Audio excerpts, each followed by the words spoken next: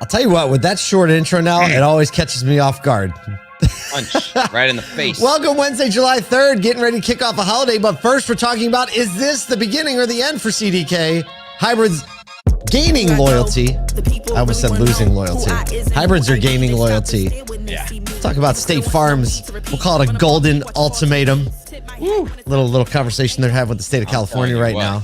Yeah, it's a real conversation too. That's a whole conversation. I'm just gonna read it and bow out, and then you can comment. And you can give the commentary. I think that's how the show works.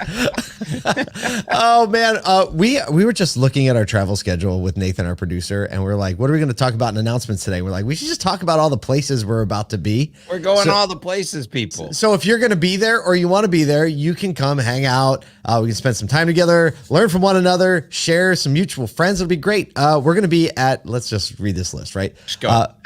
Go. This isn't an all invite, but Beaver Toyota charity golf event is amazing. This is an example of how an auto dealership can just give gobs of money to really awesome charities, have a lot of fun, involve other community members and vendors in it. Fantastic. That's on like the 15th. After that, I'm heading to Moscow, Idaho, which is harder to get to than Moscow, Russia, I think. It definitely is. With our friend, filmmaker, music video producer, Darren Doan. He's having this brand summit. I don't even really know what it is, but it's I'm going to be there for a couple days of like the 4 days, but he's got some really big names like the founder of Hurley and some guy that was just on the Tucker Carlson show. Like it's going to be a real throwdown. It's going to be nuts. Heading out to there. You and I are... August. We're making some trips. Yeah. This trip isn't August. This trip is in like 2 weeks. What? Oh, no, Namath. Go ahead. Tell us about August. I'm in July still.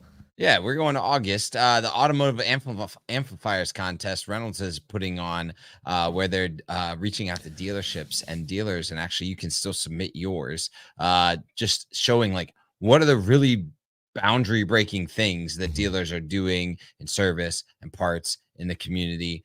So we're going to be moderating and judging panelists, that contest. Judges, and then we're going to roll out that night. We're going to head to Miami, where the NAMAD conference, which that you can't get tickets to anymore because they were sold all out? done 2 days ago.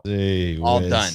But that conference is always amazing. Always still the best kept secret in automotive, in my opinion. People's got to get rolling, you know. We'll be with our Wokan family there. Right? Yeah, the Wokan lunch is going to be incredible. They've announced their keynote speaker. And then from that, it's on to VCon in LA, VinQ's Unleashed conference in St. Louis, Auto Trade Association. We're going to be with all the communications directors for all the ATAs in November. Speaking that it's going to be and whatever else is added to the calendar. We got to shoot some more than cars episodes. We got to do a few things, but we hope you get to join us and hang out with us. Like we like to be out and about, right? That's Kyle and I, right? We don't like to hole up.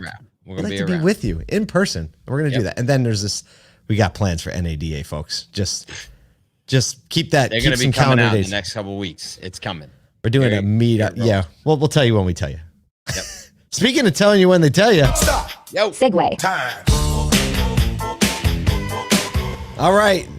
Is this the end of the beginning? I don't know, but here's a great quote that I'm sure they were happy to say. Here it is, a quote. "We are ahead of anticipated schedule as of this morning. Substantially, all dealer connections are live on the dealer management system." These words probably felt great for CDK to say and for dealers to hear as the company announced significant progress in restoring DMS services to dealers all across the country. Basically, the reboot was originally saying like, oh, by the 3rd or by the 4th, we'll probably have everything up. But actually, all the connections were live as of yesterday. Amazing. So it was a typical like under promise over deliver maybe.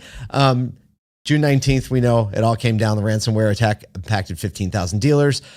Dealer Todd Szott, dealer partner at Szott Auto Group in Metro Detroit and president of the Detroit Auto Dealer Association, confirmed that his stores are back online and processing transactions, get this, smoothly. Doesn't that sound nice? Despite the challenges, he said, our team still exceeded our sales goal, selling over 500 vehicles in June. Props for that. I saw a bunch of CDK dealers posting on LinkedIn and Facebook like, yo, we still crushed it. Dude, the adversity really does. So many dealers step up and into it. Like ask some of the people like the Ben Stocks, the Damon Lesters, like they stepped into it.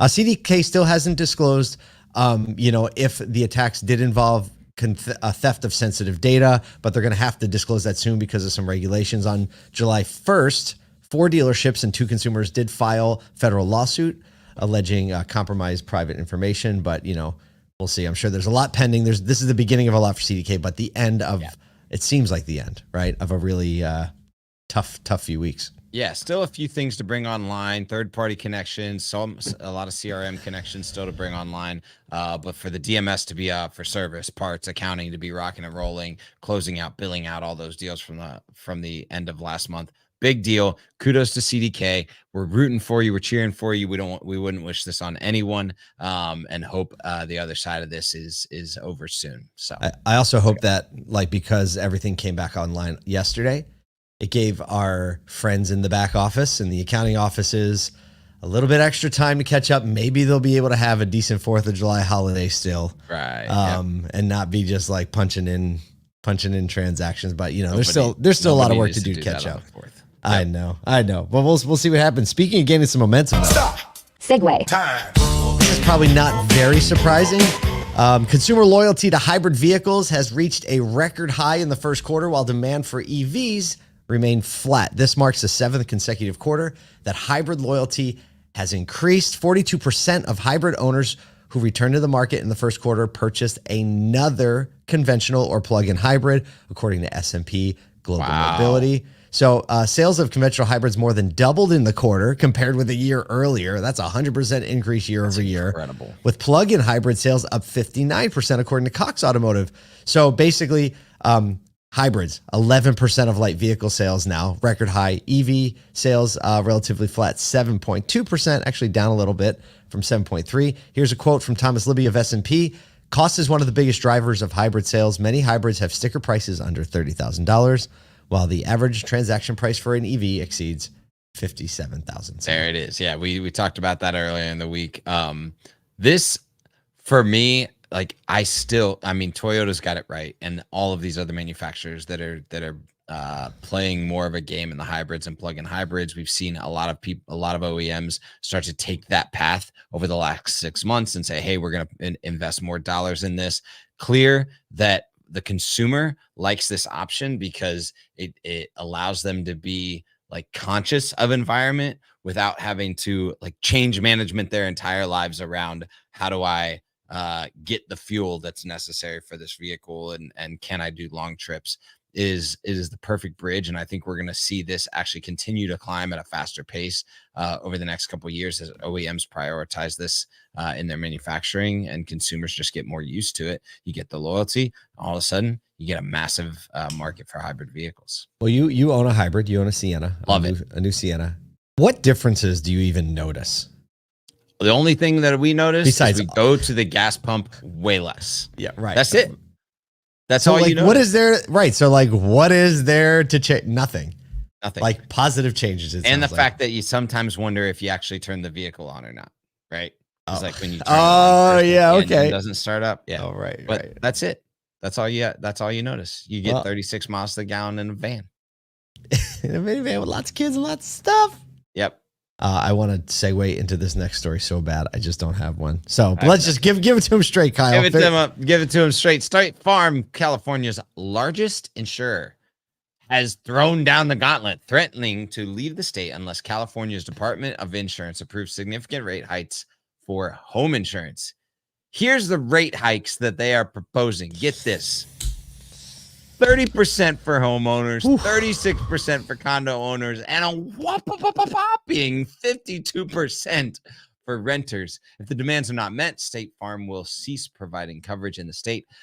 This is already after other insurers like Allstate and Farmers Direct have already limited coverage in the California market. The California Department of Insurance said their review process could take months, exacerbated by the increased number of wildfires impacting the insurance landscape. More than half of Californians report rising property insurance costs or being dropped by their insurance in the past year. So people getting high rates or just getting dropped altogether. State Farm remains financially robust, even with the crisis in cost. Net worth of 143 billion and reported net income of 1.2 billion for the previous year. So, you know, I think that's a lot of money. That's a lot of money. Do you know how much Warren Buffett's worth? No clue. 127 billion.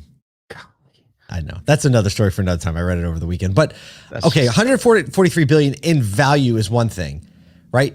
Cash. Yep. Cash is a different story. And you think about all of the things that happen in California, wildfires and storms and all that, how the billions add up really, really quickly, right? And so there must be a regulation where they can only raise rates by a certain amount every year, right? There's probably a, regulation, so they need an exception for that. Being the state's largest insurer, this really does tie in, I think, to the overall cost of living conversation we've been having in the auto industry when it comes to affordability, vehicle affordability. This is just going to be another thing that is weighing down consumers when they walk in to try to figure out what car they can afford, right? Well, and you even just think about insurance rates on vehicles over the last 3 or 4 years. We've seen a massive increase in those as well. And the increase on anything with a battery in it has been staggering. And so it's a consideration piece that we have to be aware of in a consumer's buying cycle and their buying journey in order to just care for the customer on the other side.